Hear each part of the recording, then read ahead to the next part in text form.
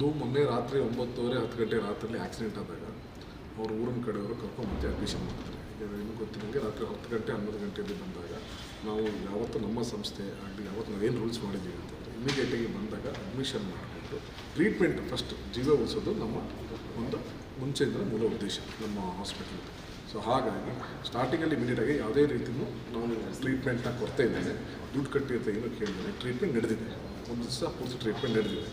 ನಿನ್ನೆ ಬೆಳಗ್ಗೆ ಸುಮಾರು ಒಂದು 10:30 11 ಗಂಟೆಗೆ ನಮಗೆ ಮಾಹಿತಿ ಬಂದಿದ್ದು ಏನು ಅಂತಂದರೆ ಈ ಥರ ಇವರು ಎಲ್ಲೋ ಕಲೆಕ್ಷನ್ ಮಾಡ್ತಿದ್ದಾರೆ ಊರಲ್ಲಿ ಏನೋ ಕಲೆಕ್ಷನ್ ಮಾಡ್ತಿದ್ದಾರೆ ಅನ್ನೋದು ಅಂತ ಪೂರ್ತಿ ಮಾಹಿತಿ ಮಾಧ್ಯಮದ ಮುಖಾಂತರ ಅದು ಟಿ ವಿಲಿ ನೋಡ್ತಾ ಇದೆ ಬರ್ತಾ ಇದೆ ಅಂತ. ಅಷ್ಟೊತ್ತಿಗೆ ಇಲ್ಲೆಲ್ಲ ಜನ ಬಂದು ಸೇರ್ಕೊಂಡು ಆಲ್ರೆಡಿ ಸತ್ತೋಗಿರೋ ಮಗು ಇದಾಗಿದೆ ಅಂತ ಬಂದಾಗ ನಮಗೆ ಗಮನಕ್ಕೆ ಬರುತ್ತೆ. ಆಗ ನಾವು ಇಮಿಡಿಯೇಟಾಗಿ ತೀರ್ಮಾನ ತಗೋದು ಈ ಥರ ನಿಮ್ಮ ಮಾಧ್ಯಮ ಮಿತ್ರಗಳಿಂದಲೇ ನಿಮ್ಮ ಮಾಧ್ಯಮ ದೃಷ್ಟಿಯಿಂದಲೇ ನಮಗೆ ಸಿಕ್ಕಿದಾಗ ನಾವು ಬಂದು ನಮ್ಮ ಆಡಳಿತ ಮಂಡಳಿಯವರು ಈ ಥರ ಕೇಸಲ್ಲಿ ನಾವು ಯಾವತ್ತೂ ದುಡ್ಡು ಕಟ್ಟಿಸ್ಕೊಳ್ಳೋ ರೀತಿಯಲ್ಲಿ ನಾವು ಮಾಡಲ್ಲ ಅಂತ ಅದಕ್ಕೆ ತೀರ್ಮಾನ ತಗೊಂಡು ಇಮಿಡಿಯೇಟಾಗಿ ಅವರ ಸ್ವಇಚ್ಛೆಯಿಂದ ನಿರ್ಧಾರದಿಂದ ತಾಯಿ ಹುಷಾರಾಗ್ತಾರೆ, ಮಗು ಇನ್ನೂ ಕ್ರಿಟಿಕಲ್ ಇರುತ್ತೆ, ಹಾಗಾಗಿ ವಿತ್ ವೆಂಟಿಲೇಟರ್ ಸಪೋರ್ಟು KR ಹಾಸ್ಪಿಟ್ಲಿಗೆ ಶಿಫ್ಟ್ ಹೋಗ್ತಾರೆ.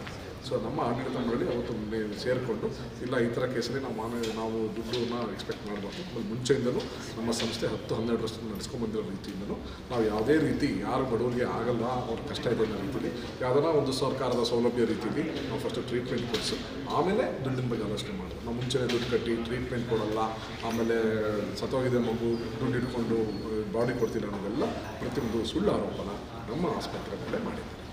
ನಮ್ಮ ಹಾಸ್ಪಿಟ್ಲಿಗೆ ನೀವು ತೋರಿಸ್ತಂಗೆ ಟೋಟಲಾಗಿ ಒಂದು 49,000 ಆ ಮಗುಗೆ ಸಂಬಂಧಪಟ್ಟಿದ್ದು ತಾಯಿದು ಬಿಟ್ಟು 49,850 ರೂಪಾಯಿ, ಮೆಡಿಸಿನ್ 10,414 ರೂಪಾಯಿ. ಸೊ ಅಷ್ಟೇ ಮಾತ್ರ ಮಗುದಾಗಿದೆ.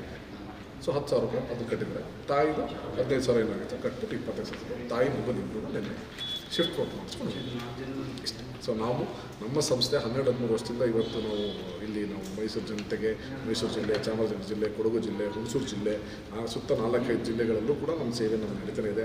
ನಮ್ಮ ಡಾಕ್ಟರ್ಗಳು ಯಾರೂ ಕೂಡ ಫಸ್ಟು ದುಡ್ಡು ಕಟ್ಟಿದರೋ ಬಿಟ್ಟಿದರೋ ಅನ್ನೋದು ಕೂಡ ಯಾವುದೂ ನಮ್ಮನ್ನು ಕೇಳಲ್ಲ. ಫಸ್ಟು ಏನಿದ್ರು ಟ್ರೀಟ್ಮೆಂಟು ಮತ್ತು ಜೀವ ಉಳಿಸೋ ಅನ್ನೋದು ನಮ್ಮ ಮೂಲ ಉದ್ದೇಶ. ನಮ್ಮ ಸಂಸ್ಥೆಯ ನಮ್ಮ ಬೃಂದಾವನ್ ಫೌಂಡೇಶನ್ ಇದ್ದರು ಇವ್ರು ಮುಂಚೆನೇ ಬಂದು ಅಪ್ರೋಚ್ ಮಾಡಿದರೆ ನಮ್ಮದು ಬೃಂದಾವನ್ ಫೌಂಡೇಶನ್ ಅಂತ ಇದೆ.